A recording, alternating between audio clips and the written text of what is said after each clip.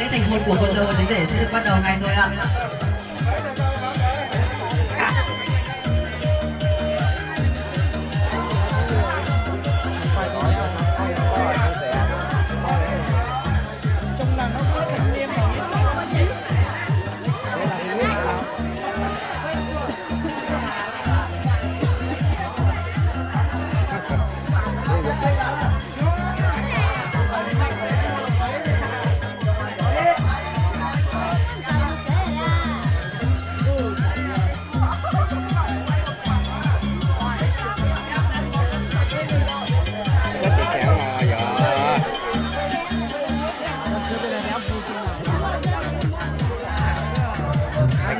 Vâng, một lần nữa ban tổ chức chúng tôi cũng như thay lời gia đình và nói đỡ lời cho cô dâu và chú rể. Quý vị khách quý đang thành những cứu, quý vị cầm tấm chụp hồng trên tay thì quý vị hãy trở vào phía bên trong hội trường ngày hôm nay ạ, để cùng dự bữa cơm thân mật của gia đình trong buổi trưa ngày hôm nay ạ.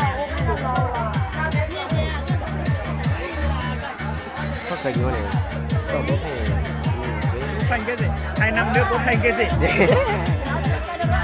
3 năm 4 năm nữa bố thành cái gì ở đây? Họ thích đi đâu thì kệ họ.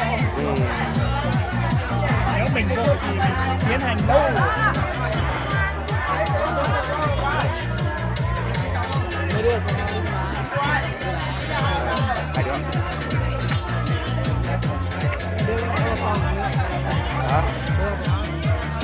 Ở bò. Cả hai đứa